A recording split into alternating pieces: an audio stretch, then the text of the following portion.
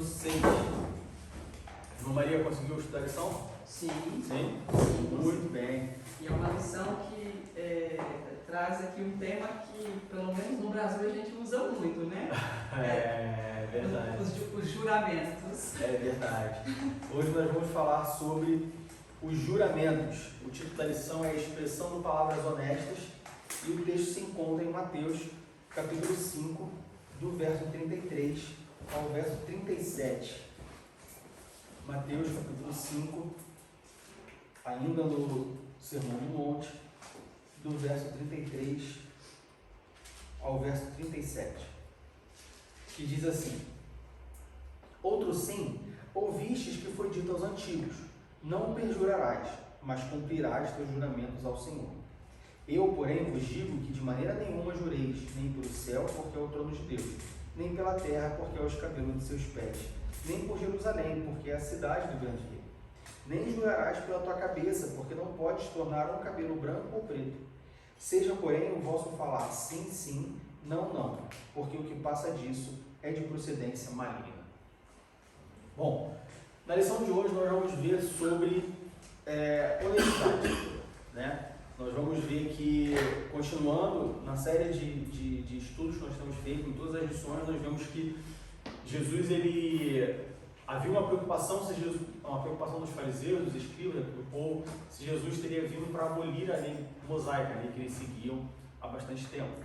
E nós vemos, assim como nós vamos ver hoje, assim como nós vimos nas outras lições, nas lições anteriores, que Jesus ele não veio de forma nenhuma para abolir a lei, mas ele veio para aperfeiçoar a lei.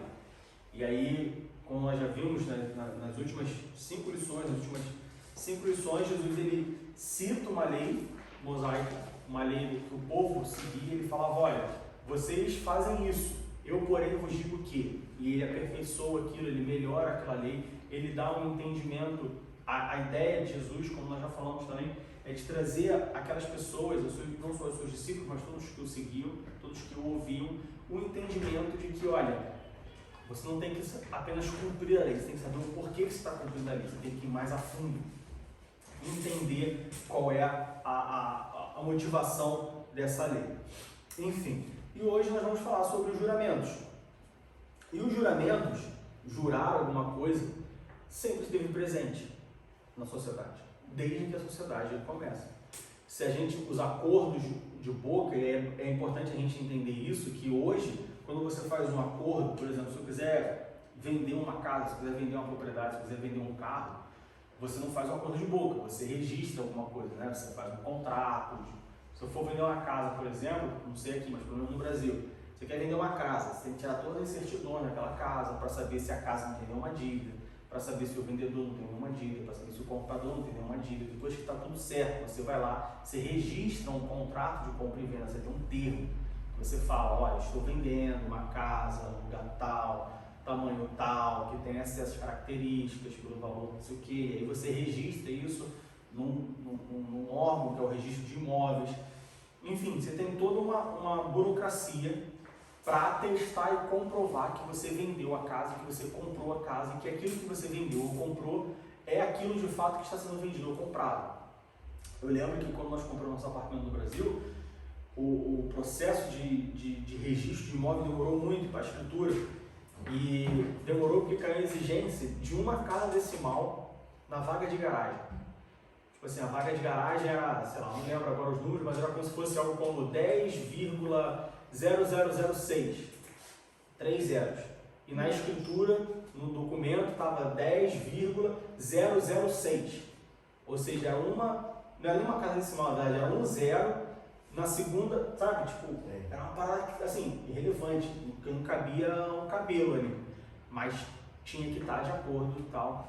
Então, no mundo moderno existe essa coisa, mas no mundo antigo nem sempre foi assim. É muito interessante quando a gente olha para algumas práticas do mundo moderno e nós vemos que elas foram introduzidas porque as práticas antigas não funcionam mais. E por que as práticas antigas não funcionam mais? Por causa do homem, por causa da falta de confiança, por causa de vários fatores que todos eles apontam para o pecado. É muito interessante quando isso acontece, porque muitas das vezes a gente tem uma ideia superficial da influência do pecado na humanidade. E quando eu digo na humanidade, eu digo no nosso dia a dia. O pecado, ele mudou tudo. Ele mudou, inclusive, a forma como as pessoas fazem negócio. Se não existisse pecado, não precisaria você ter tanta burocracia. Se não existisse pecado, as pessoas não mentiriam, as pessoas não faltariam com a verdade, as pessoas cumpririam, né? Então é sempre interessante, eu gosto muito quando acontece esse tipo de coisa, que me faz refletir de que olha como a nossa vida mudou por causa do pecado. Mudou com Adão e Eva no Jardim do Éden e mudou hoje, 2022, quando você vende alguma coisa, quando você compra alguma coisa. Enfim, então naquela época, no mundo antigo, isso aí a gente está voltando lá no Antigo Testamento, os negócios eram feitos em cima de palavras. A pessoa falava, olha, vou fazer, e aí uma vez você até explicou sobre o pacto de sal, o que é o pacto de sal, ou seja, você sentava com a pessoa, você compartilhava o sal, a partir do momento que você compartilhava, agora você não sabia mais, cada um, eu e ele, eu e o Ivan vamos um pacto de sal, e aí eu pegava um pouco do meu sal, botava na mesa, ele pegava um pouco do sal dele e botava na mesa. E aí quando a gente salgava a comida, a gente salgava com o mesmo sal. E a partir do momento que a gente acabava aquela refeição, aquele sal que antes estava separado, agora estava junto, ia ser separado de novo. E a partir desse momento, eu não sabia mais o que era o meu sal e ele não sabia mais o que era o sal dele. Ou seja, misturou e temos um pacto ali. Isso era feito dessa forma. Mas, com a lei mosaica, quando o povo sai do Egito e Moisés, então, ele fala para o povo a lei de como o povo deveria se comportar, a gente tem, Moisés, então, ele fala sobre a lei do juramento. E o que é a lei do juramento?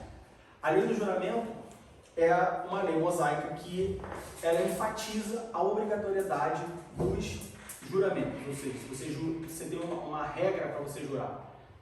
Falso testemunho, dando testemunho de alguma coisa, um conserto, um pacto, alguma informação, enfim. É quando você fosse falar alguma coisa, você poderia jurar. E aí esse juramento, se você jurasse ele por Deus, esse juramento ele tinha que ser cumprido, ele tinha que ser observado. E era tão sério que existia pena para quem não cumprisse os juramentos. Então vamos ver primeiro em Números, capítulo 30, verso 2.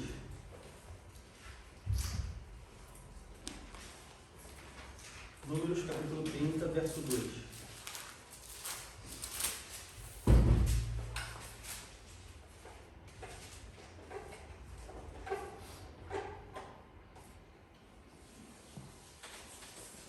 Quando o homem fizer voto ao Senhor, ou fizer juramento, ligando a sua alma com obrigação, não violará a sua palavra. Segundo tudo que saiu da sua boca, fará. Então a gente tem uma lei instituindo e balizando, definindo o voto, o juramento.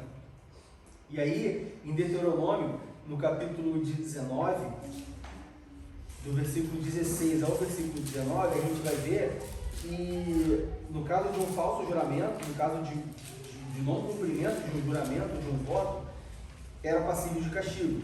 Deuteronômio capítulo 19, do verso 16 ao verso 19, diz assim: quando se levantar testemunha falsa contra alguém para testificar contra ele acerca de transgressão, então aqueles dois homens que tiveram a demanda se apresentarão perante o Senhor, diante dos sacerdotes e dos juízes que houver naqueles dias.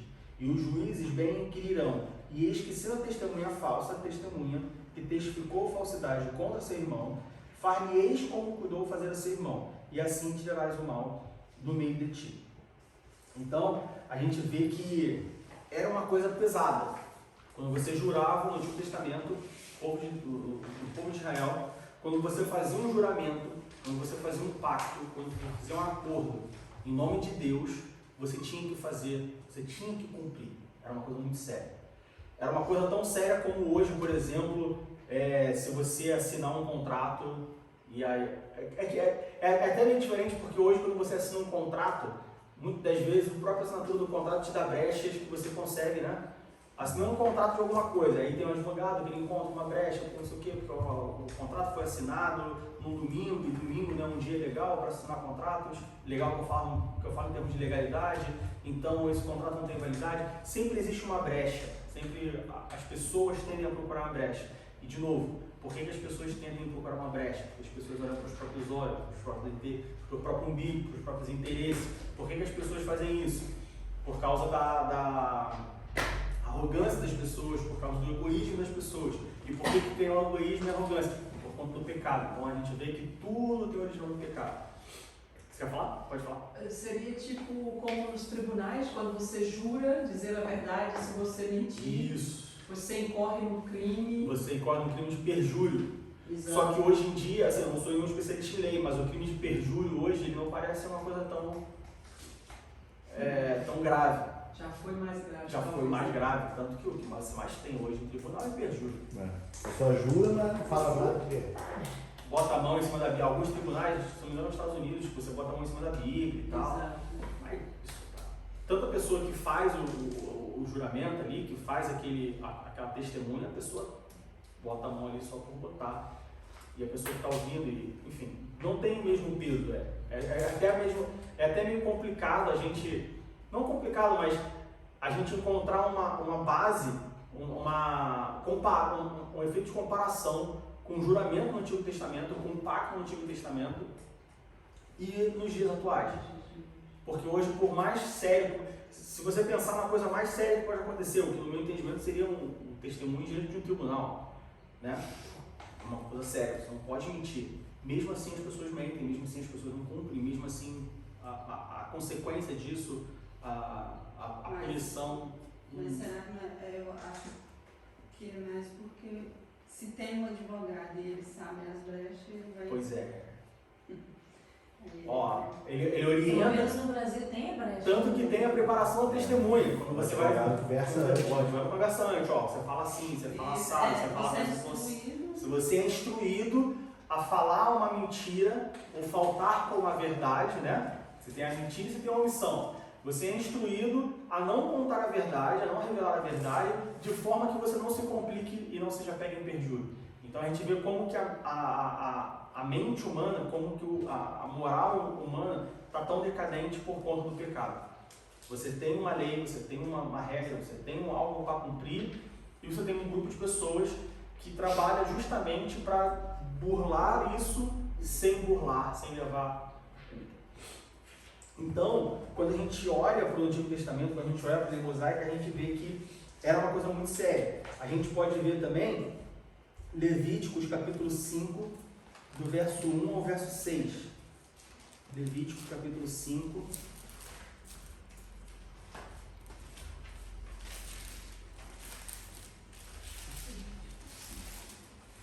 Levítico 5, do verso 1 ao verso 6. E quando alguma pessoa pecar, ouvindo uma voz de blasfêmia de que for testemunha, seja que ouviu ou que o soube, se o não denunciar, então levará a sua iniquidade. Ou quando alguma pessoa tocar em alguma coisa imunda, seja corpo morto de besta feira imunda, seja corpo morto de animal imundo, seja corpo morto de réptil imundo, ainda que ele fosse oculto, contudo, será ele imundo e culpado. Ou quando tocar a imundícia de um homem, seja qual for a imundícia com que se faça imundo, e lhe for oculto, e o souber depois, será culpado. Ou quando alguma pessoa jurar pronunciando temerariamente com os seus lábios para fazer mal ou para fazer bem, em tudo que o homem pronuncia temerariamente com juramento, e lhe for oculto, e o souber depois, culpado será numa dessas coisas. Será, pois, que culpado sendo numa destas coisas, confessará aquilo em que pecou.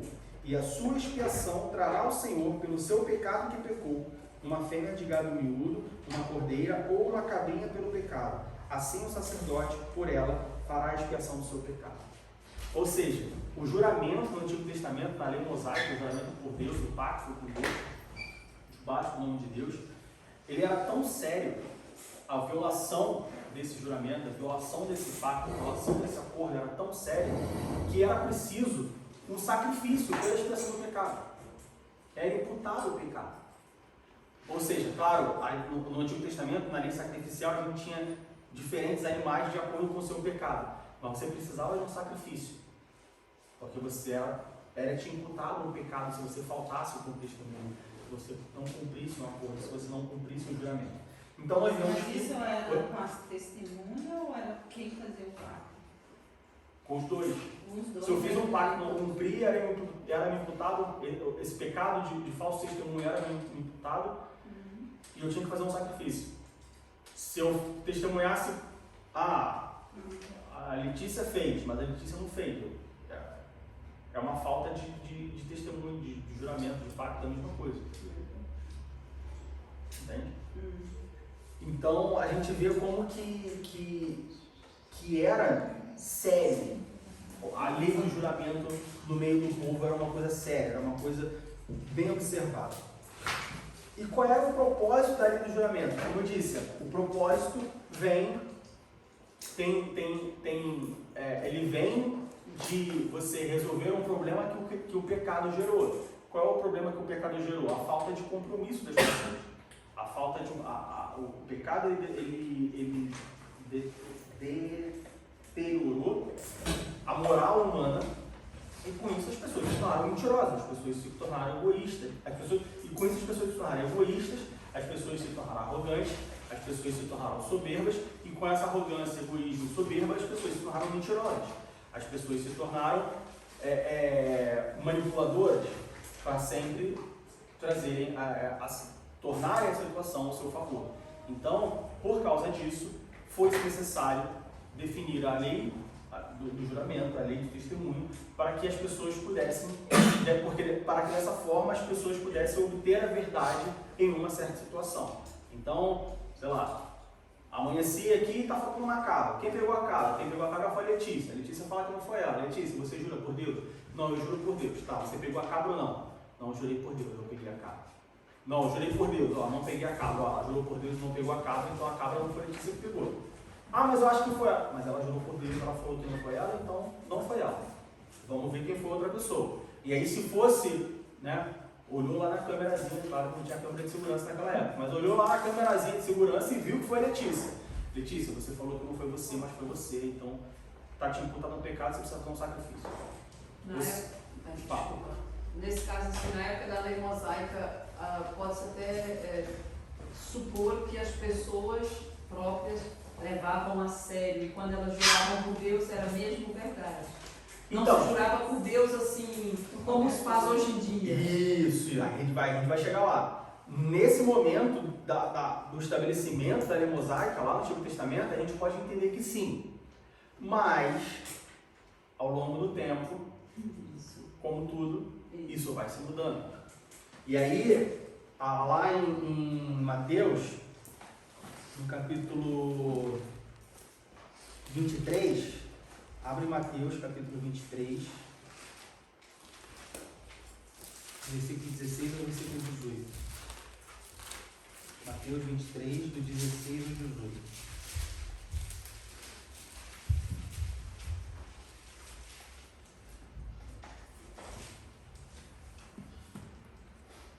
Ai de vós, condutores cegos, pois que dizeis, qualquer que jurar pelo templo, isso nada é, mas o que jurar pelo ouro do templo, esse é devedor.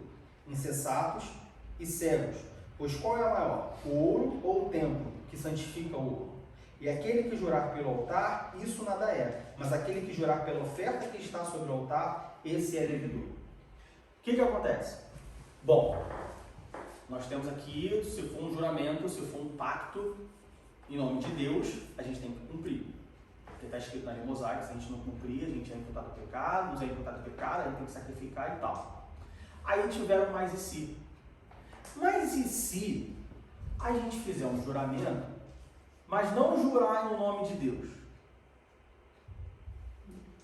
Tem alguma semelhança com o que a gente conversou hoje mais cedo sobre brechas, sobre procurar brechas, sobre tentar fazer a coisa errada de uma forma que não pareça errada?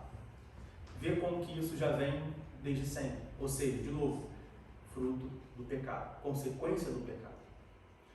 As pessoas perceberam que, bom, se eu fizer um juramento em nome de Deus, eu tenho que cumprir. E eu tenho que cumprir porque existe uma lei que me garante punição se eu não cumprir. Mas eu posso fazer um juramento que não seja em nome de Deus, Ou seja, eu juro pela terra, eu juro por mim, eu juro por qualquer outra coisa, pelo meu filho, seja lá quem for. E aí esse juramento, ele tem um menor valor. E se ele tem um menor valor, ele não vai ter o mesmo peso, é um valor que eu posso pagar. Há um tempo atrás eu escutei uma entrevista que eu achei muito interessante. Tinha uma escola tem uma escola em Israel, se não me engano.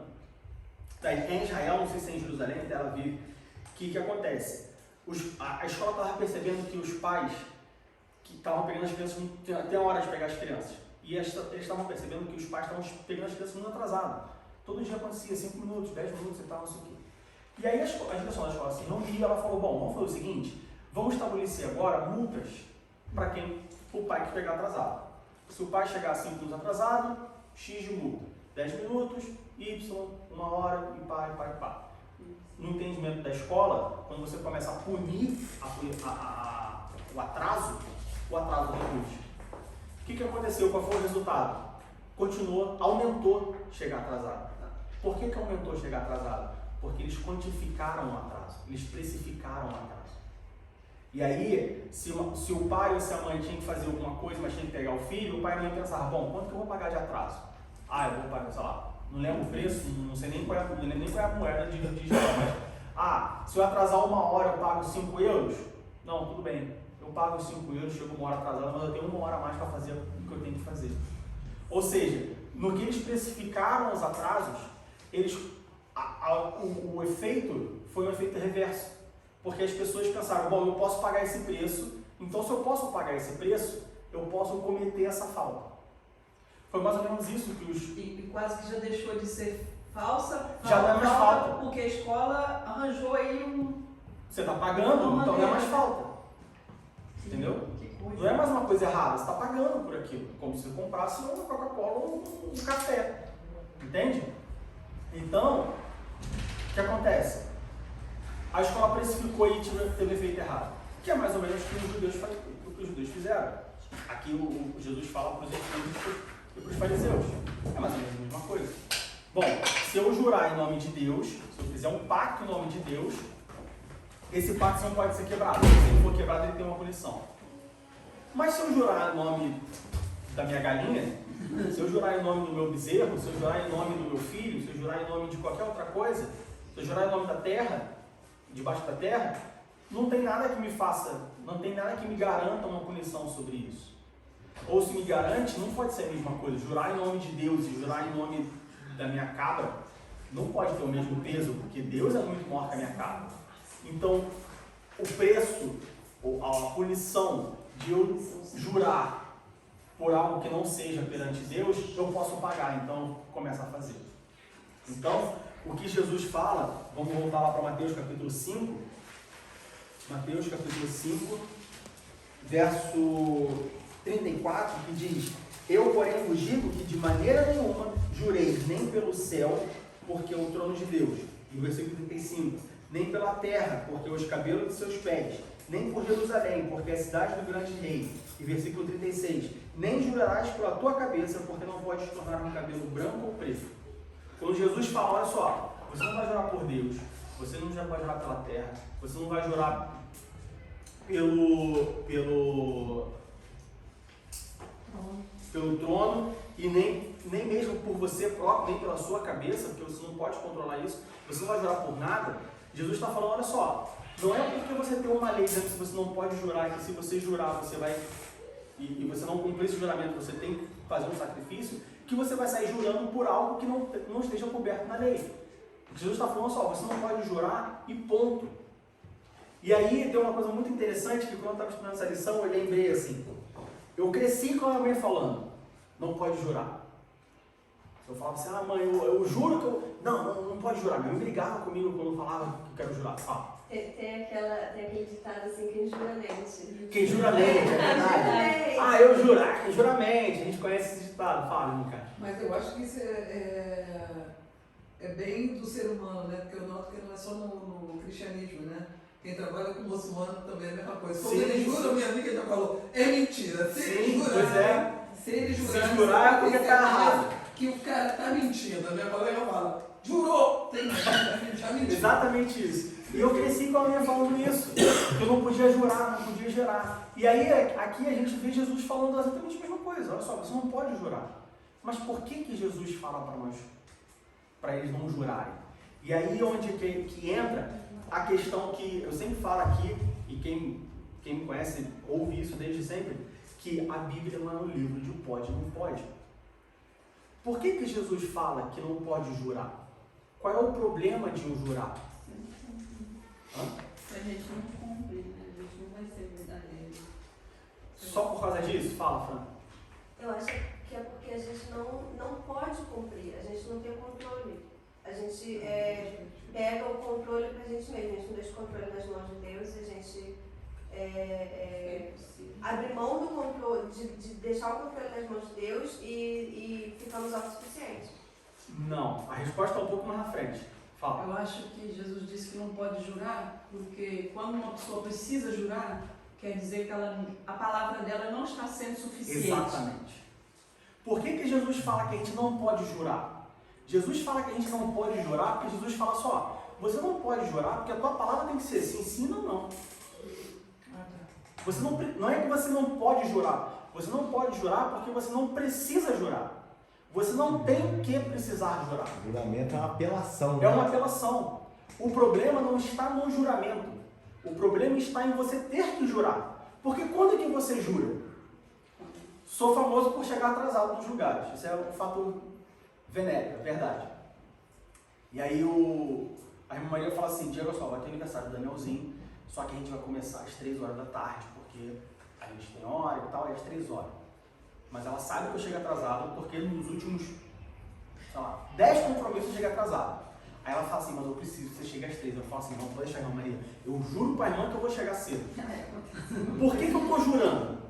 Porque ela já me avisou, porque ela me conhece, porque ela já tem experiência comigo, e ela sabe que eu chego atrasado, e ela está pedindo encarecidamente para eu não chegar atrasado.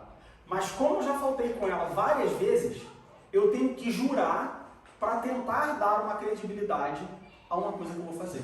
É isso que eu ia dizer. É quase que você está pedindo um voto de confiança porque as pessoas já não confiam mais em você. E aí o problema não está em eu jurar. O problema está em eu, como cristão, perder a confiança da irmã Maria. Eu não teria que ter perdido a confiança em primeiro lugar. Porque na primeira vez que ela me chamou, quando ela falou, eu preciso que você esteja lá em casa às 3, e eu cheguei às 3h05, ou eu dei uma desculpa, ou eu já sabia que não ia chegar às 3, e eu falei que ia chegar às 3, ou eu marquei às 3, eu poderia chegar às 3, mas eu não dei a importância ao evento que eu deveria ter dado, e ao invés de chegar às 3, eu fiquei em casa fazendo outra coisa, e me atrasei, porque eu falei, é só um aniversário de criança, não precisa chegar a 3 horas, chega a hora que eu quiser. Ou seja, o problema foi que eu não dei a importância, não é que eu não dei a importância, eu não dei a importância, eu não valorizei a importância que a irmã Maria deu para o evento, o que a pessoa deu para o evento. E aí quando a gente olha para os valores cristãos, isso está errado. Se uma coisa é importante para a Letícia, e ela compartilha isso comigo, ela tem que ser importante para mim. Eu não posso fazer uma desfeita somente porque é importante para mim, porque eu sou importante para ela. Fala. Talvez tenha um aspecto também do orgulho humano, né? Era mais fácil você dizer, olha, não vou tentar, mas você me conhece. Isso. É uma questão de você reconhecer que você está limitado, que você está enrolado. Quem me conhece sabe. Olha só, irmã Aí Maria, você fala. 2 filhos, eu não tenho carro, então é só, eu vou tentar chegar às Ninguém 3. precisa botar em filho do Não segundo garanto. filho. Às vezes os filhos não é problema, às vezes a gente toma banho atrasado. Ou até mesmo, A gente joga sempre. é filho jogar bom. aberto. Filho é bom que a gente pode jogar no segundo É jogar aberto. A vantagem de ter Verdade. filho é boa, né? É jogar aberto, é assumir. Olha só, eu não consigo. Olha só, não dá. Olha só, sábado eu gosto de dormir até tarde, e aí porque eu durmo tarde eu acordo tarde, eu acordo Gosta tarde, costume, né? eu tomo café É tarde, eu isso. me costumo, então 3 horas pra mim não dá. Não vou chegar às 3. Às 5 você pode? Tá, às 5 eu posso. Não, às 5, só, entendeu? Sábado pra mim eu prefiro não marcar compromisso de horário. Vou chegar, mas não sei quando chega. O relógio não tá. Oi? Não sou escravo do relógio. Não sou escravo da loja. Joga aberto. Mas não. Aí entra o quê? Aí entra a mentira. Aí entra o engano. Porque eu não quero magoar a irmã Maria, ou porque eu não quero expor que eu não sou comprometido, que eu não quero compromisso, ou porque eu não dou a mesma importância que ela dá para o evento, estou indo só porque ela me chamou, porque senão vai ficar chato eu não ir. Aí eu faço o quê? Eu conto uma mentira, falando que eu vou, mas eu não cumpro. Vejam que isso é uma coisa que é natural do pecado. Um pecado chama o outro, e um chama o outro. Veja aqui, o orgulho, né? A soberba fez com que eu não desse valor, e aí porque eu não dou valor, eu tenho que contar uma mentira, e aí porque eu contei uma mentira, eu não cumpro o juramento, e aí porque eu não cumpro o juramento, eu perco a minha credibilidade, e aí porque, sabe? É um abismo chamando. É um abismo chamando outro abismo. Então, quando Jesus fala, não jureis nem pelo céu e nem pela terra, o problema não está no juramento, o problema estava no comportamento dos escribas e fariseus. Porque eles tinham esse pensamento de que, bom, se eu jurei por Deus, então eu tenho que cumprir, porque existe uma punição. Mas se eu jurei pela terra, eu não preciso cumprir. Eu posso pagar o preço da punição do juramento. Não vai pesar no meu bolso. Eu não preciso sacrificar. Que nem jurar assim. A gente, quando era criança, a gente fazia, eu juro. Aí cruza o dedo, verdade. Né? Aí, então mostra o dedo. Aí você botava o pé em cima do outro, cruzava a perna. Então jura pelo dedinho mindinho, né? Corta de lado, enfim. Quer falar uma coisa, Macate? Não, não é interessante, eu já me perdi no pensamento.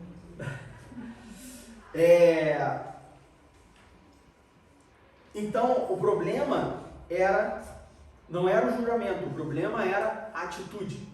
O problema era o sentimento de você já fazer um juramento pensando de, bom, esse juramento eu vou cumprir, ou esse juramento eu não vou cumprir. Abra sua Bíblia em Salmos, capítulo 15, versículo 2. Salmos, capítulo 15, versículo 2.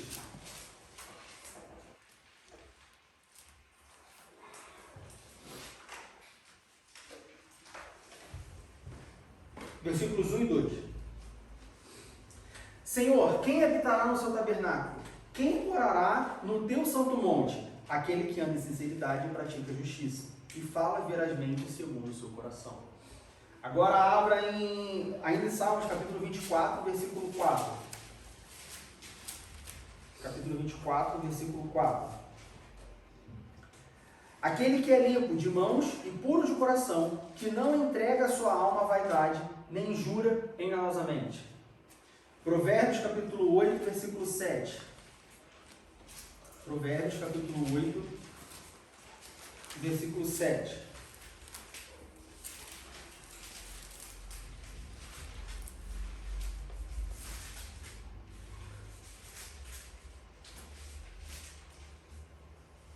Porque a minha boca proferirá a verdade, os meus lábios abominam a impiedade.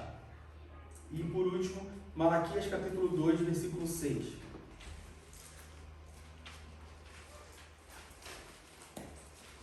Malaquias capítulo 2, versículo 6.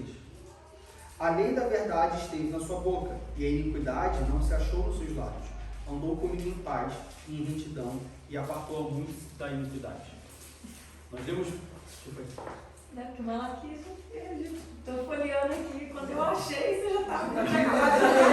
Malaquias nem é Mateus, é o último versículo. Malaquias é o mais fácil de todos. Quem sabe? Querem de novo? Então, Atende a chamada. Malaquias capítulo 2, versículo 6. Aí o orgulho, né? Ninguém fala, só ela. Malaquias 2:6. 2,6. A lei da verdade esteve na sua boca, e a iniquidade não se achou nos seus lábios. Andou comigo em paz e em retidão, e apartou a muitos da iniquidade. Nós lemos aqui 4 versículos falando da mesma coisa, sobre a verdade, sobre a boca, sobre lábios puros. E aí é muito interessante quando a gente lê, principalmente o Novo Testamento, que a gente fala sobre sobre lábios puros, sobre falar sobre o coração, ter a verdade no coração e tudo mais. Principalmente sobre lábios puros, a gente pensa logo, bom, se eu sou um cristão, eu tenho que ter lábios puros. Então não posso falar palavrão. Seria bom. Então não posso falar palavrão. Você falou palavrão, sei lá, você deu uma topada e falou um palavrão lá, naquele momento. Não, tá errado, você fez um pecado, porque você falou um palavrão quando você chutou uma pedra. Você falou um palavrão quando aconteceu uma coisa, quando você tomou um susto, enfim. E aí os seus lábios são impuros. Mas a gente se esquece que lábios puros fala também de falar a verdade. Fala também de ser o que Jesus fala, de sim, sim, não, não. A palavra do crente tem que ser sim e não. Se não é não, se sim é sim. Passou disso, são lábios impuros. Fala. Mas isso, de uma certa forma, não é contra, porque lábios puros, por exemplo, nós aprendemos toda uma religiosidade, a gente só fala que é positivo, que é bom. Às vezes, até uma pessoa pergunta, vai comprar uma calça, ficou bem, ficou linda. Não é aquela coisa assim, a gente tenta sempre ser o net, né? Então, mas ficou linda. Não.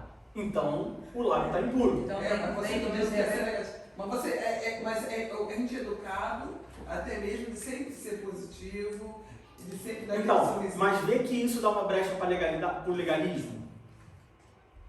Isso dá uma brecha para o legalismo. Nós temos só pessoas de lábios puros. Eu só posso falar coisas positivas. A calça ficou boa? Ficou linda em você. Mas está horrível. Então o lábio foi impuro. Mas eu tenho que falar coisa positiva. Como que eu falo uma coisa negativa de forma positiva? Aí vem outras qualidades, outros atributos do fruto do Espírito, onde você pode falar assim, olha só, a calça é muito bonita, mas poxa, essa aqui talvez não seja melhor. E se não tiver? Olha, eu acho, Não, mas aí eu acho que não ficou bem em você. essa semana. O que acontece? Às vezes você não precisa. Eu pensei exatamente isso essa semana. Minha irmã tá deixando o cabelo ficar branco, porque ela desistiu de ter que pintar toda semana. E a cabeça dela está completamente branca. E ela tinha um cabelo desse tamanho. E estava até aqui branco e o resto tudo preto. Então ela decidiu o quê? Vou cortar ele, deixar no curto, Joãozinho, e vou esperar crescer para eu fazer o que eu quero. Mas ela precisou cortar. Eu entendi que ela precisava cortar e tirar aquilo tudo, né? E aí ela fez uma foto, a cabeça completamente branca, a sobrancelha preta ainda. Ela tirou uma foto e postou no grupo. Eu não achei bonita, não achei que ficou bonita. Aí eu olhei pra ela e falei assim, eu falei pra ela assim, que bom que você conseguiu tirar tudo agora, né? Mas você pretende deixar o seu cabelo assim, Joãozinho? Aí ela falou assim, não, eu não gosto do cabelo desse jeito. Eu falei assim, mas você pode se acomodar e tal, e a gente conversou sobre isso. Eu não falei que estava bonito, porque eu não achei bonito. Aí quando foi no grupo das famílias, que tem a família gigante, né? E aí tem o grupo das famílias, ela postou foto. E todo mundo falando, ficou linda. Eu falei assim, e eu lia as pessoas falando, toda hora chegava alguém falando assim, você tá linda, não, tá maravilhosa, eu adorei. E aí meu tio, um senhorzinho, falou assim, Lília, eu gostei do que você fez, você assumiu o seu branco. E elogiou ela, muito bem, tá, não sei o quê. O que ela falou, quer dizer, ele não falou, você ficou linda. Ele falou, você assumiu, tá entendendo? Então, e eu falando assim, não é possível que só eu achei que não ficou bonita e tá todo mundo falando que tá linda. Por que as pessoas estão falando linda, linda, linda? Por quê? Porque quer agradar, né? E eu questionei isso essa semana. As pessoas confundem falar coisas positivas com agradar as pessoas. Fala. É a falsa gentileza, eu acho. Falsa gentileza. Sim, da gente. E assim, tem algumas situações que isso fica muito claro quando você percebe. Igual a Danite, né? Muito claro. A Linda também pode, depende de como a sua irmã vai interpretar. Se foi a coragem que ela teve de ter resolvido, não é? Ter assumido, depende do que ela também Fica aberta a interpreta. interpretação. Linda a sua atitude, linda a sua coragem, não é? Sim. Pode interpretar. Sim. Mas o senhor foi mais correto. Isso. Falou logo, não disse que era bonito, mas. Ele falou uma A coisa palavra positiva. foi sim, não. Não Isso. deixou margem para outras interpretações. Isso. Porque as pessoas não têm coragem, muita mulher não tem coragem, né, de assumir o Ele branco. foi Então foi positivo, uma atitude. sem magoar, mas sem mentir. Exatamente. Entende? E essa É isso para a sua família, né? Ah. Se fosse outras, caiu no couro. como assim? Foi. Ele é meio exceção e bem polêmico de vez em quando. Então, assim, a família é grande. Então, Sendo que eles usam. então o que acontece? Essa deve ser a posição de um cristão. Falar, de novo, falar coisas positivas não é só concordar. Falar coisas positivas não é não magoar. Você pode discordar de forma cristã. Você pode ter uma discussão com alguém, uma discussão calorosa, uma discussão até mesmo Construtiva, como se diz. mais construtiva. Você não precisa agredir para discutir. Você não precisa agredir para concordar. O próprio nome discutir, no nosso meio, no nosso entendimento, no entendimento moderno, vamos dizer assim, quando você fala, porque eu discuti com a Fabiana. Mas vocês estão brigando? Mas vocês estão bem? Mas o que houve? Não só. Nós discutimos. Nós tivemos uma discussão. O que é uma discussão? É você discutir ideias. Eu acho que o azul é bonito. Ela acha que o vermelho é bonito. Eu explico o porquê que eu acho que o azul é bonito. Ela explica o porquê que o vermelho é bonito. E no final, ela entende que eu gosto de azul e eu entendo que ela gosta de vermelho. Isso é uma discussão. Uma discussão não é eu provar para ela que o azul é melhor que o vermelho. Uma discussão não é ela me convencer de que eu tenho que gostar do vermelho ao invés de gostar do azul. Uma discussão é cada lado expõe as ideias, explica o porquê e um lado entende o lado do outro. Isso é uma discussão. Ou não, mas também tolera do lado do outro. Respeito. Respeito. Mas se você tolera, você entende. Não, mas a gente engorda. Você tolera porque você me fala alguma coisa, eu não concordo com você. Mas eu tolero o seu lado porque eu entendo que para você isso é importante. Uma questão de respeito. Sim, uma questão de respeito. Tem que respeitar o próximo. Entender não é concordar. Entender é, olha só, tá bom, eu entendo. Você acha isso, ok. Eu acho diferente, entendo você, tolero você. Mas Isso não vai fazer que eu pare de falar com você. Existem temas, né? Principalmente no cristão. Por exemplo, enquanto a gente fica pensamos no time de futebol nas cores, aí tá tudo bem, né? Mas existem outros temas que são bem mais polêmicos e às vezes é melhor a gente até se calar e não dar opinião nenhuma, né? Então, temas polêmicos. Homossexualidade. Esse que eu pensei. Um cristão, de novo, eu posso entender o porquê que para um homossexual, Ou uma mulher. uma mulher, né? o porquê que para um homossexual, seja sexo masculino ou feminino, é importante ter propagandas que apoiem a causa deles. Mas eu não preciso concordar. Eu posso entender, mas falar, entendo que para você é importante. Sei lá, que nem teve um caso recentemente de um jogador que o clube fez uma ação com o orgulho gay e tal, e aí eles tinham que entrar em campo com a camisa Do Regenbogen. né? Do Regenbogen, né? E aí ele falou que não vai entrar, porque ele é muçulmano, se não me engano, e ele falou, eu não vou entrar, e ele não entrou. Mas isso não significa que ele não entende a causa. Só que entender a causa, entender os motivos, não significa apoiar os motivos. Eu posso entender por que é importante para o homossexual essa causa. Mas eu falo, olha só, eu entendo, eu sei que é importante para você, mas a minha fé diz que não. Para mim, você está errado. Para mim, veja bem, para mim, você está errado. Se você acha que não, ok. E aí entra aquela questão de que nós não temos, principalmente em relação ao pecado, nós não temos que convencer ninguém que eles estão em pecado. A nossa função não é convencer. A nossa função é pregar. Quem vai convencer, a Bíblia diz que é o Espírito Santo. A gente erra muitas das vezes, como cristão, porque a gente quer convencer as pessoas de que elas estão em pecado. E aí é uma coisa natural do ser humano, quando alguém chega para você e fala para você, você está errado, irmã Maria. A sua primeira reação é, não estou errado. Por que eu estou errado? Ou seja, quando você fala para alguém que ela está errada, a primeira reação dessa pessoa é dar um passo para trás, se armar, se defender e falar, não estou errado, errado para você. É retribuir, porque isso é da natureza humana. Então, quando nós pregamos o Evangelho para alguém, a gente não tem que falar, você está errado. Nós temos que pregar o Evangelho e deixar que o Espírito Santo convença essa pessoa que ela está errada. Mas como que eu falo que ela não está errada se a Bíblia diz que ela está errada? A Bíblia diz, não eu. Só que a Bíblia, sem o Espírito Santo do lado, é apenas um livro comum. A Bíblia só é a Bíblia quando o Espírito Santo revela a Bíblia para aquela pessoa.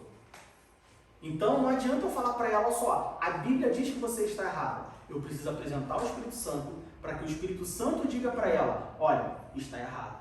Fala. esse tema aqui na Alemanha e nas universidades e nos lugares públicos é um tema muito, muito aberto, muito polêmico mesmo. E eu na faculdade vivi vários momentos como esse, porque a gente tinha uma matéria só pro, não sei o que, de gênero.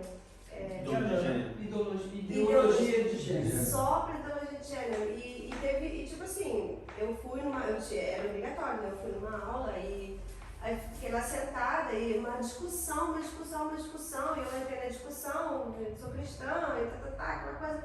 E aí, no final das contas da discussão, a galera ficou tão nervosa comigo até, que eu falei assim, olha só, eu não tô falando pra vocês que eu falei pra vocês, tipo assim, eu não tô falando pra vocês, eu não vou falar pra vocês que eu concordo, porque eu não concordo, é isso que vocês têm que entender. Só que eu não julgo vocês, eu não sou ninguém pra julgar vocês. Eu não concordo. Por que eu não concordo? Porque eu sou cristã e está escrito na Bíblia e eu sei o que isso faz espiritualmente. Ponto. Mas isso não significa que eu não vou sentar do lado de vocês, que eu não vou conversar com vocês, que eu não vou ser amiga de vocês. Isso não significa isso. Porque assim, o meu Deus, Ele ama o ser humano todo. Não interessa o que você está fazendo. Antes de tudo, Deus te ama e me ama. Nossa, enfim, e no final das contas, foi a primeira e última aula que eu assisti dessa matéria. Eu fiquei até na vermelha que eu falei, professora, pra mim não faz sentido eu fazer parte dessa aula. Ela falou, mas é importante. Eu falei, olha só, eu vou trabalhar com famílias. Pra mim, não faz sentido eu entender uma coisa que a senhora está explicando lá na frente, Mas é que o conceito de família dele já é diferente, né? É totalmente, mas enfim. A família pode ser 2 mulheres, né? Ou pode ser 2 homens. Exato, não, a família é 2 mulheres e 2 homens, ou todo mundo junto.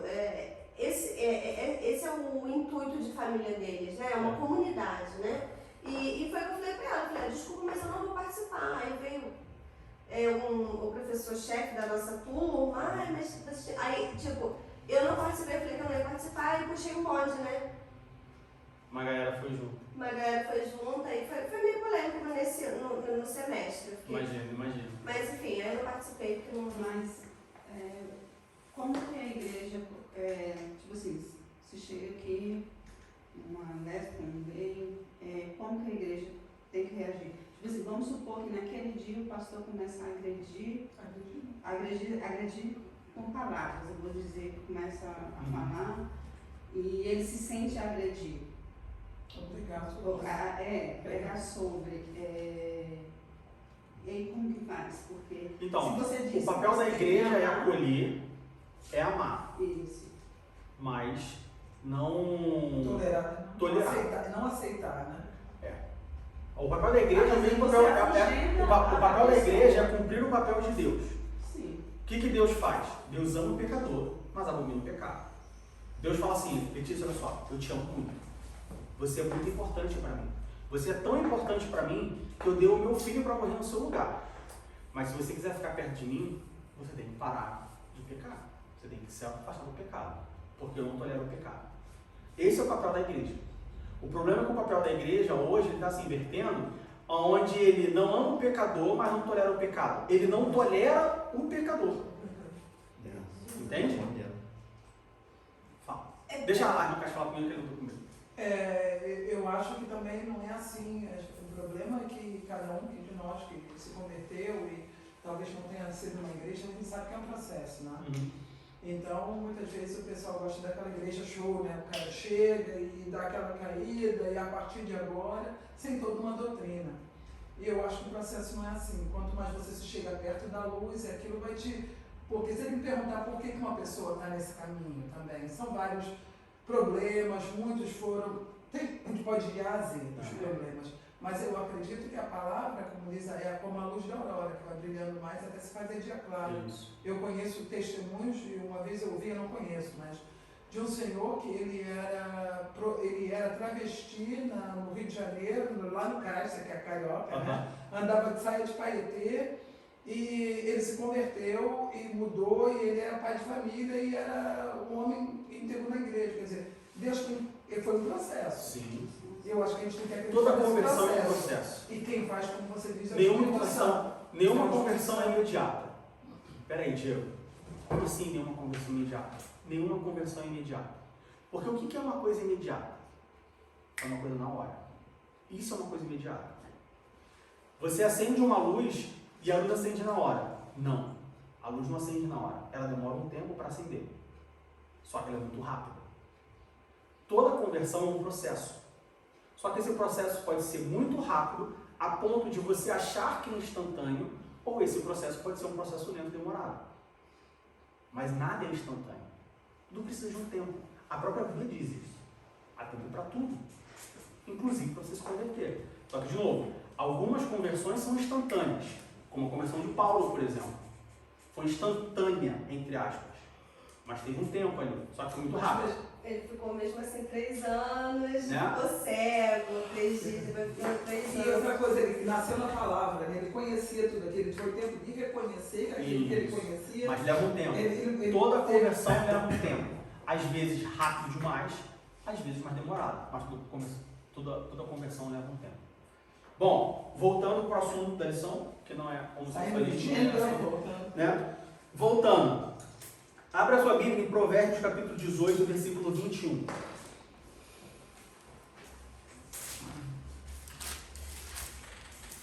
Provérbios capítulo 18, versículo 21. Salomão nos diz, nos alerta sobre o peso que tem a nossa boca. Provérbios capítulo 18, versículo 21 diz assim: a morte e a vida estão no poder da língua, e aquele que a ama comerá do seu fruto. O que isso quer dizer? Quer dizer então que se eu só falar coisas boas, se eu só falar coisas positivas, então o mundo vai ser positivo? Não, porque senão o mundo não está do jeito que está. Isso significa que aquilo que você fala tem um peso. Aquilo que você fala, tudo que você fala tem o seu peso, tem o seu valor. A morte e a vida, aqui é no sentido figurativo, se bem que em algumas situações você pode matar uma pessoa apenas com as suas palavras. Não por causa das palavras, mas do que essas palavras vão causar naquela pessoa. Certo? E por conta disso, é que o nosso comportamento como cristão deve ser sim, sim, não, não. Falar a verdade. E aí, de novo, se nós entendermos o peso que a nossa boca tem, o peso que a nossa palavra tem, e o comportamento que eu como cristão devo ter, eu não preciso jurar. Olha só, se eu falei para você que eu vou fazer, eu vou fazer. Mas eu tenho que fazer. Eu não preciso jurar. Eu não preciso prometer. Eu não preciso fazer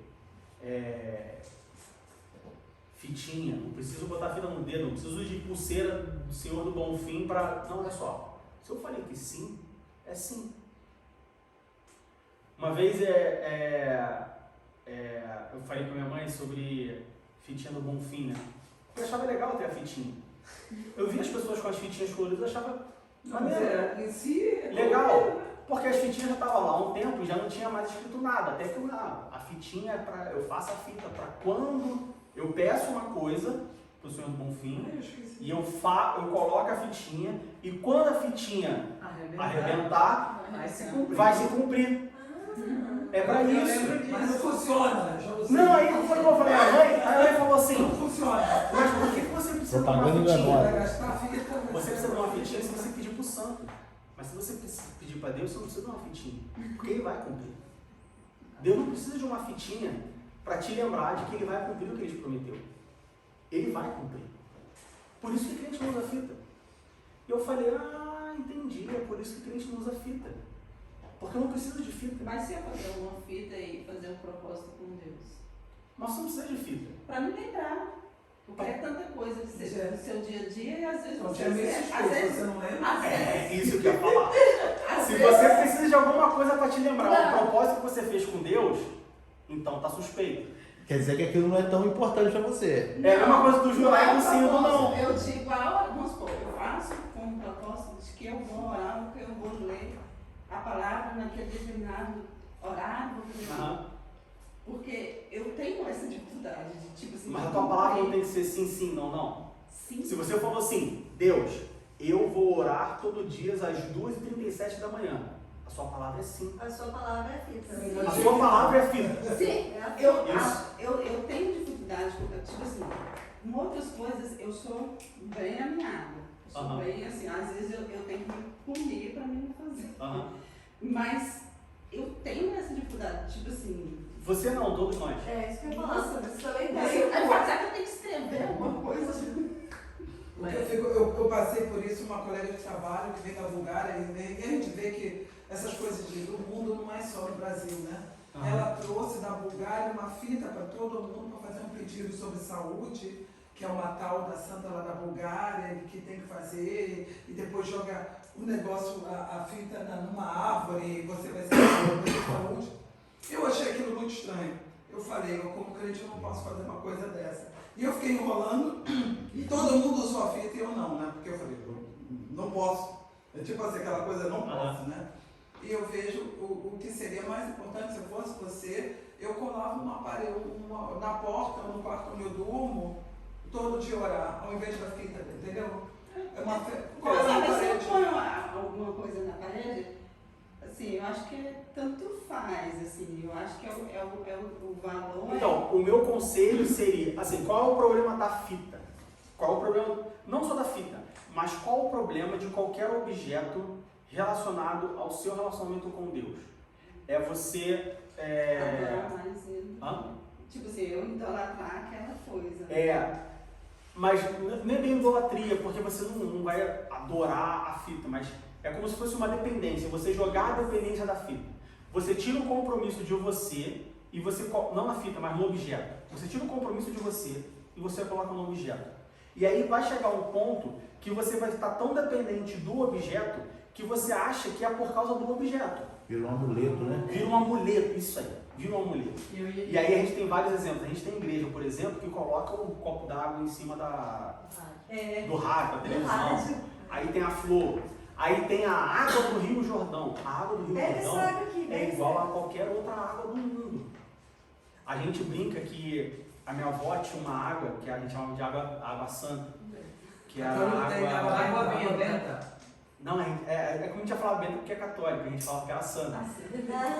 Tem uma água no norte, eu esqueci o nome da água. É uma água que é um remédio, minha avó falava, e aí tudo minha avó tomava aquela água. Eu esqueci o nome da água, eu vou lembrar depois e falo com vocês. Mas tudo, você chegava lá e falava assim, tem a garganta, não, toma água, não sei o quê. Aí ela pegava, e era uma água mesmo, tinha até um gosto de hortelã, assim. Era uma água salada com hortelã, era estranho. Não, toma água, não sei o quê. Porque eu machuquei o dedinho do pé. Não, faz um banho com água, não sei o quê. A gente falava que a água curava tudo. Que era a água benta dela, que era água santa. Enfim, a água parece que tem mesmo. Assim, não é uma água, fato. É uma água com alguma. Água mineral. Deve ter algum mineral. Deve ter alguma coisa ali, alguma erva e tal. Tem um processo que faz com que a água seja. Mas qual é o problema disso? É isso virar um amuleto. E aí você achar que a água faz aquilo, que a fitinha vai fazer isso. Qual é o meu conselho? Orar. A gente subestima o poder da oração. Se eu quero fazer um pacto, se eu quero fazer um voto, se eu quero me comprometer com alguma coisa e eu tenho dificuldades em cumprir, eu oro. E eu falo, Senhor, me ajuda. E eu tenho certeza que se for uma oração sincera e um compromisso sincero, Ele vai ajudar. Independente do que seja. Porque o maior interessado é Ele também. Quando a gente faz um compromisso com Deus, o interesse não é só nosso. Deus também tem interesse, porque Ele nos ama e Ele nos quer perto. Eu gosto muito da irmã Maria, eu queria muito que ela fosse na minha casa sábado que vem, mas ela não pode. Eu vou fazer de tudo para que ela vá. Qual o seu problema, irmã Maria? Não, eu não consigo porque eu não tenho trem na minha casa. Tá, eu tenho um carro, eu vou lá e pego a irmã. Não posso porque... Não, só eu vou lá e... O meu interesse mesmo vai ser de fazer tudo para que ela vá na minha casa, porque eu quero muito que ela vá na minha casa. É a mesma coisa com Deus. Quando eu falo para Deus, olha só, eu queria muito orar toda madrugada, porque eu acho que é melhor, porque não tem... Aí é onde entra as motivações. Eu acho muito bonito quando alguém fala que hora de madrugada, eu também quero orar de madrugada. Não, você quer orar de madrugada para quê? Porque você acha bonito, ou porque de madrugada não vai ter ninguém para te perturbar e tirar a tua concentração. Se for porque você acha bonito, aí Faz sentido você querer orar de madrugada bonito? Não.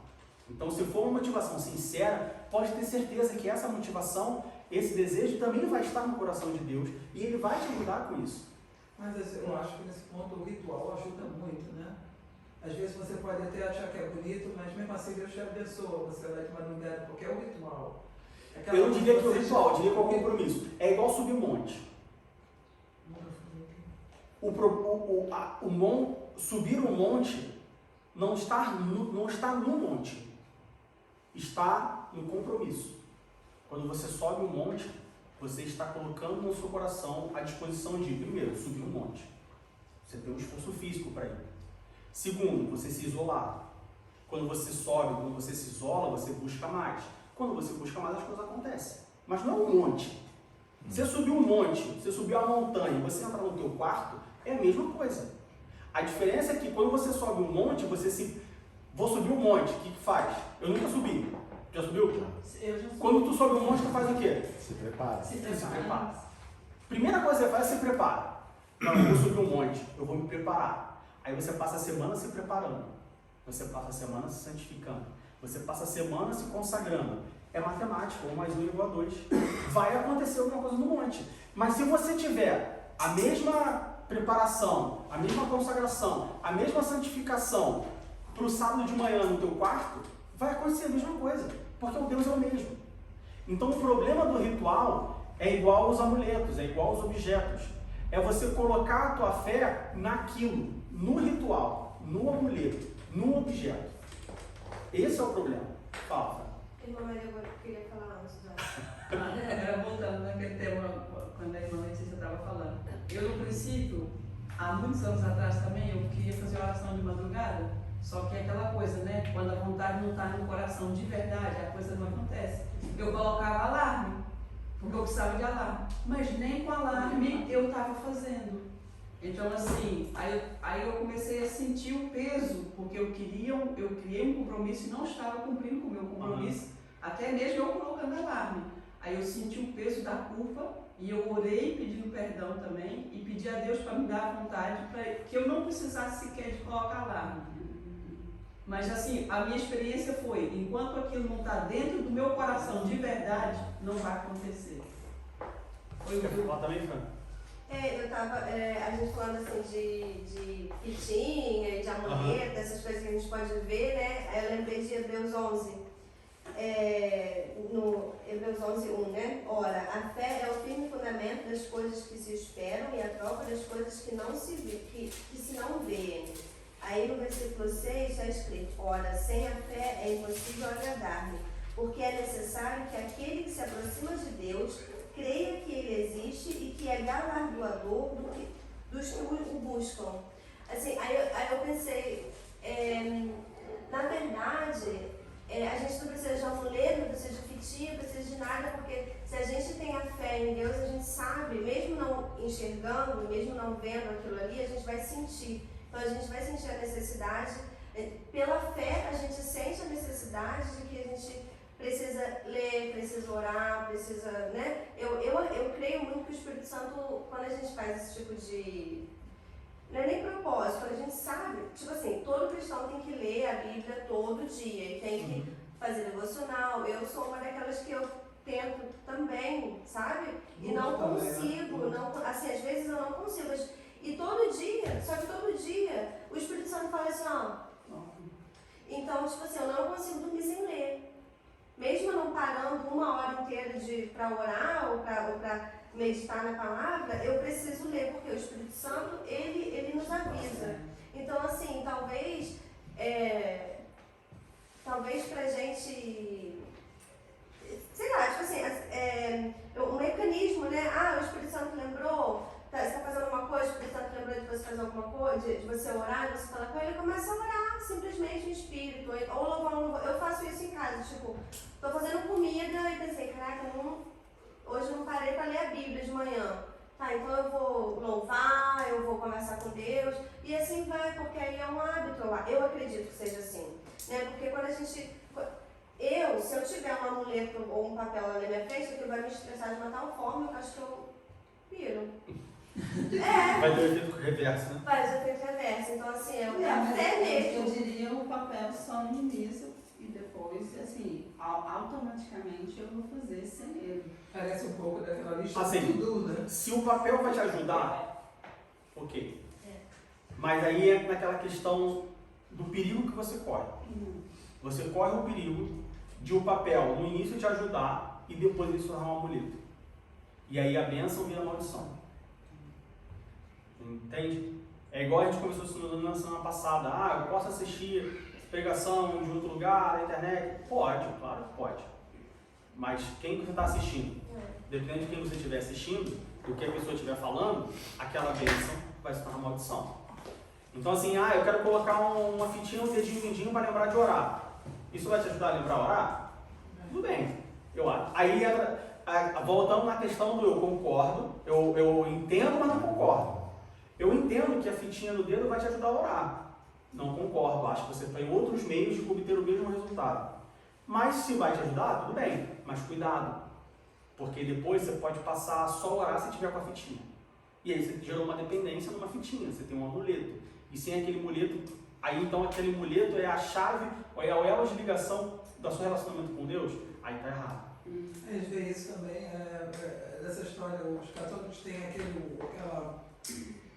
aquelas coisas com bolinha, no terço, né? E a gente vê nos muçulmanos, e a pessoa começa a orar sem estar com a cabeça ali, né? Também esse é o problema. Você pode até fazer as coisas, mas o meu colega de trabalho, ele é muçulmano, ele tem uma coisa digital, a gente está no meio da reunião e ele está lá, ele está rolando e orando. Estou orando. Eu falei, mas não é esse tipo de relacionamento que Deus quer. Aí, no final não é isso que Não Deus é algo, quer. tipo assim, Automático. Entendi. Não é algo automático, não é algo que você faz porque é um ritual. Entendi. Eu só consigo sair de casa porque eu li a Bíblia antes. Aí o dia que você não lê a Bíblia, você não consegue sair de casa. Tá, mas qual é a relação? É porque você entende que para você sair de casa você precisa da bênção de Deus para você sair de casa? Ou é porque aquilo se tornou um hábito e porque você é uma pessoa metódica, você não consegue dar o próximo passo sem cumprir aquela etapa? Se fosse uma opção, tem coisa errada. Não é esse tipo de relacionamento que Deus quer com a gente. Tanto é que, vamos supor, eu tenho a minha cunhada, ela, né, toda vez que a gente vai viajar ou que vai sair, ela faz a oração, tem a oração antes do almoço e tal. Mas eu acredito que o dia que ela não fizer, ela não vai, tipo assim, ela vai ser abençoada ou ela vai ter o livramento. Esqueceu. Mesmo se não fizer. Se Deus, né? É igual agradecer antes de comer. Volta e meia acontece, a gente começa a comer e deu a graça aí não. Então para e dá a graça. Tá? Mas não é, eu só consigo comer se eu agradecer antes. Não, então aí vira um ritual. Dependência também. Há muitos anos atrás eu conheci um pastor numa igreja e ele disse que ele orava sempre, né? E tinha vezes que ele estava muito cansado e ele falava, Senhor, abençoa teu preto. Não, tipo assim, o rápido eu vou ter, às vezes você está quando você vê que já está dormindo, né? Aquele processo que o dia foi tão grande, você não tem mais ele falar, Senhor, abençoa teu preto. Aí pronto, aí acabou, abençoou. Mas assim, Senhor, tu sabes. Senhor, tu sabes. Então, tá claro o porquê que Jesus fala que o problema não está no juramento? O problema não está no juramento. O problema está em por que eu preciso jurar. Nós, como cristãos, não é que a gente não possa jurar, é que a gente não deve precisar jurar. Porque o nosso comportamento tem que ser sim e não. Porque, como Salomão diz, da nossa boca sai a morte e sai a vida. Se a gente entender que as nossas palavras, que a nossa boca, elas têm um peso como cristão, isso vai fazer com que a gente mude a atitude e eu só fale aquilo que tem que falar. Que nem a gente deu o exemplo aqui da positividade. A calça está bonita? Se você chegar para a pessoa e falar assim, essa calça está horrível em você. Você é muito magra. Essa calça está feia em você. Nossa, agressivo. Você está matando a pessoa. Agressivo. Está sendo agressivo. Você está matando a pessoa. Você tem como falar a mesma coisa de forma diferente. Foi o que o tio da Fabiana fez lá, olha só. Lindo que você assumiu seus cabelos brancos. Você foi positivo, você deu vida para a pessoa, sem precisar mentir, sem precisar enganar. É essa a atitude que um cristão tem que ter. Ter a consciência de que as suas palavras têm poder, que as suas palavras elas têm elas geram uma ação, elas geram uma consequência, e estar atento a isso. Se você falou sim, é sim. Não fale sim se o teu coração diz não. Não fala não se o teu coração diz sim. E aí, se nós praticarmos isso, se nós nos atentarmos a isso,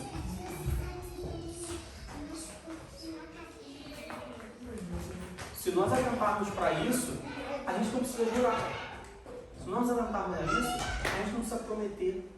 Se nós atentarmos a isso, a gente não precisa de fitinha, a gente não precisa de amuleto, a gente não precisa de nada. Porque a nossa palavra tem que ser sim, sim, não, não. Se eu faço um compromisso, eu faço um compromisso. Seja ele com a irmã Maria, seja com o Valor, seja com a Fabiana, seja com Deus. O meu compromisso é o meu compromisso. Independente de quem seja. Nós temos que honrar o compromisso. É muito comum a gente, a Fabiana faz isso, fala que eu faço isso com as crianças. Que eu falo para as crianças que a gente vai, na volta a gente compra, né? Não, na volta a gente compra. Não fala que na volta a gente compra, você não vai comprar na volta. Eu também falo isso. Né? Fabiana reclama que eu faço isso às vezes. A criança não esquece. Criança não esquece. Não pode prometer. Você prometeu para a Vou criança. pensar conforme tu vou comportar. A gente vai pensar. Isso. Mas comportar também é ruim, porque às vezes ele se comporta. Pois é, e aí cobra. Tem que sair, né? Por isso que Seja tem que sim, ser. não. Por isso que tem que Mas ser. eu já tenho a ideia de comprar. Mas às vezes ele se comporta, você não está com dinheiro, você não está com vontade, aí você fica de que Por sai. isso que tem que ser sim e não. Na volta a gente compra, é legal, é engraçado. Não compromisso. Mas por cristão, na volta a gente compra, não existe. Entendem como é sério? E o pior disso é que as crianças aprendem as nossas atitudes, né? Você vai fazer a mesma Eu coisa? vejo isso no meu pai. Meu pai, quando ele era muito legal, mas ele ainda é muito legal. E como ele prometia aquele nome, meu Deus, era o rei de não cumprir, né? E eu vejo às vezes a gente diz, compro, vou te dar, claro. E as crianças, a gente aprende isso. Aí entra. E a gente faz as mesmas coisas com os nossos filhos. Aí entra no último tópico já pra gente encerrar, aí entra no testemunho. Abra sua Bíblia em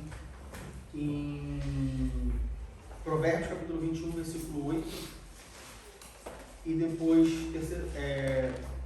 3 João 4. Primeiro Provérbios 21, versículo 8.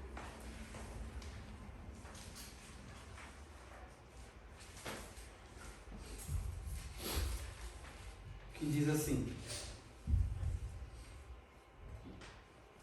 o caminho do homem perverso é inteiramente tortuoso, mas a obra do puro é reta. E 3 João, versículo 4.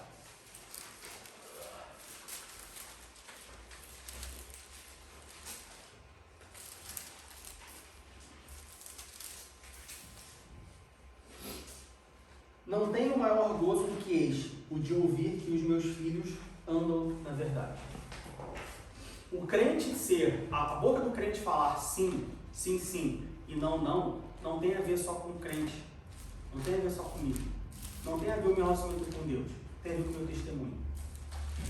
O cristão, ele tem que dar bom testemunho. Mas as pessoas não têm que olhar para mim. Mas as pessoas não têm que ser crente porque eu sou. Porque as pessoas minha vida não interessa a ninguém. Olha só, de novo. Quando você se alista para o exército de Deus, você tem que dar bom testemunho.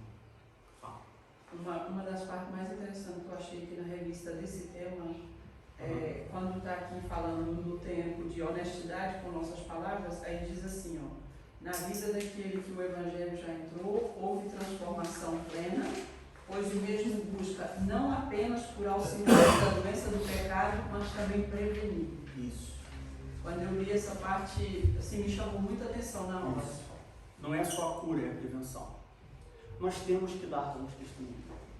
As pessoas têm que olhar para o Diego e falar assim, o Diego é cristão. Por que o Diego é cristão? quando ele fala, ele cumpre. Não é que o Diego é cristão porque ele fala e cumpre. Entende que a ordem é diferente? As pessoas têm que ver Cristo na minha vida, não pelo que eu falo, mas pelo que eu sou. Não pelo que eu falo, mas pelo que eu apresento. Por quê? Porque muitas das vezes eu não vou ter oportunidade de falar.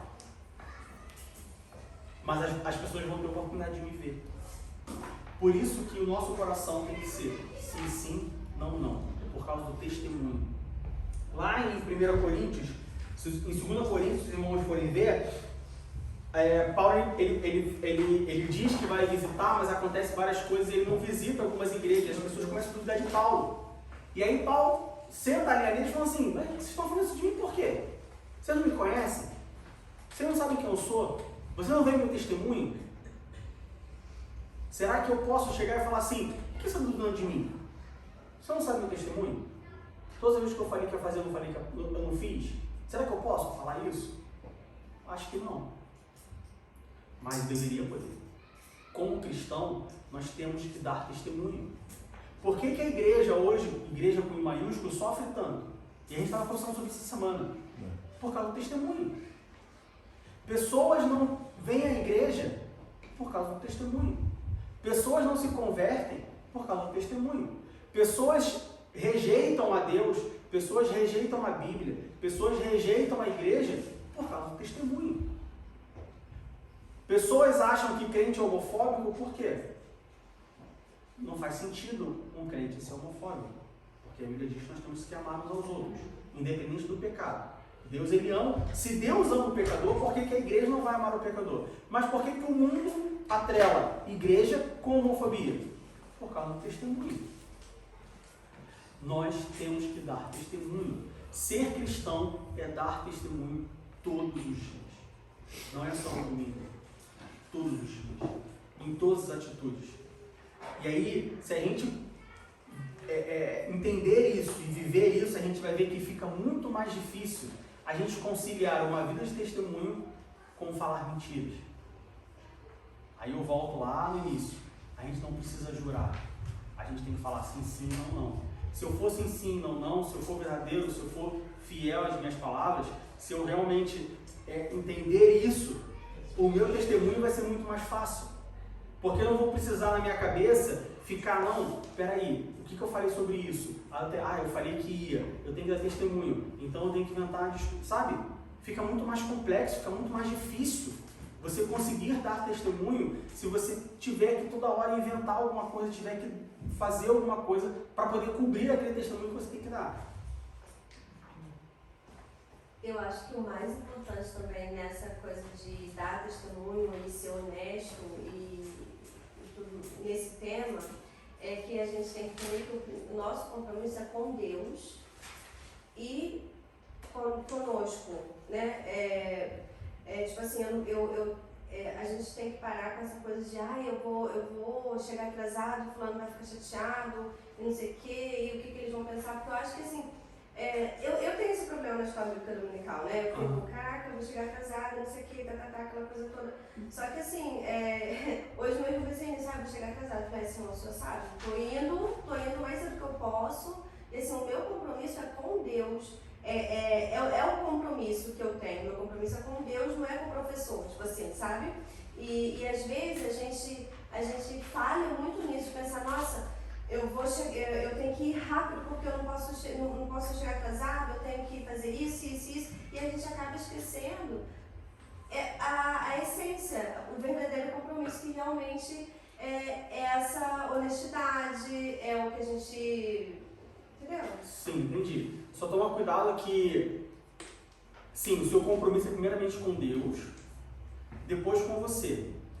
Mas no caso da escola dominical, por exemplo, dependendo da sua função, o seu compromisso é com as pessoas também.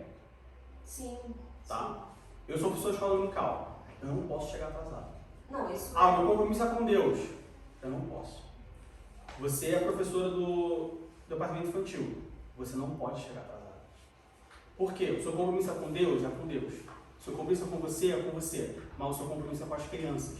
Pessoas dependem de você. As pessoas dependem de você. As crianças vão olhar e falar assim, A tia Francine chega, então também posso chegar. Entende? O seu compromisso é com o João. Porque o João, ele está em formação.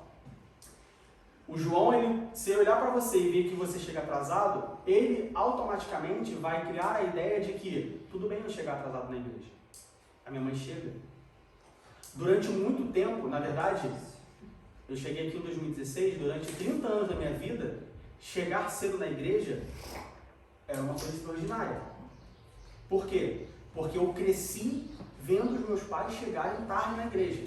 Porque o culto começa tarde, porque não sei o quê, não tem problema chegar, o culto começava às 7, não tem problema chegar às 7h30 e tal. Eu cresci fazendo isso. Eu comecei a chegar antes do culto aqui na Alemanha. Até vir para a Alemanha, eu chegava tarde nos cultos. E era uma briga lá em casa, porque a Fabiana falava só, o culto começa às 7. Nós temos que chegar antes das 7. Eu falava, não, o culto começa às 7, mas termina às 9, não, aí tem aquela ação, a leitura da palavra, não sei o quê, não, a gente chega só pro louvor e tá bom. Não tá bom.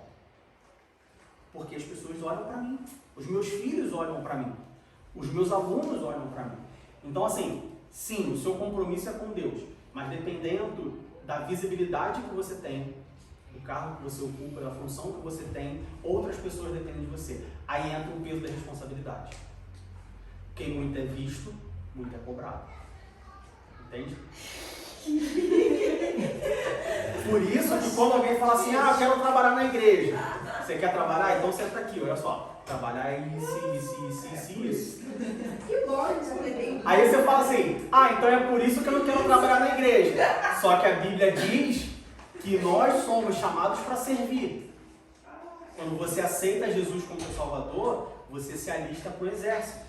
Então você também não pode ter o pensamento de que, não, se eu sou professor, então não posso faltar, não posso chegar atrasado, então não vou ser professor. E você vai ser cobrado. Mas aí volta no seu compromisso com Deus. Aí volta no compromisso com Deus.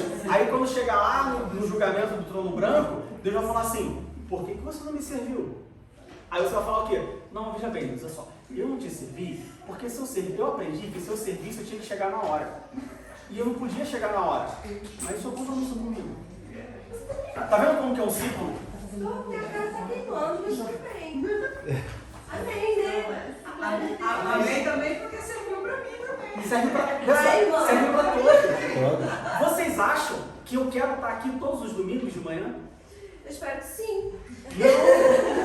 Mas porque você espera que sim, ele tem que É. estar. Tem que estar. Ó, aconteceu isso ontem. Bom, para nós terminarmos, entendem por que nós não podemos jurar? A gente não pode jurar não é por causa do juramento. É porque a gente não deve precisar jurar. Porque isso influencia o nosso testemunho. Que nós temos que dar testemunho como cristão. Amém? Amém.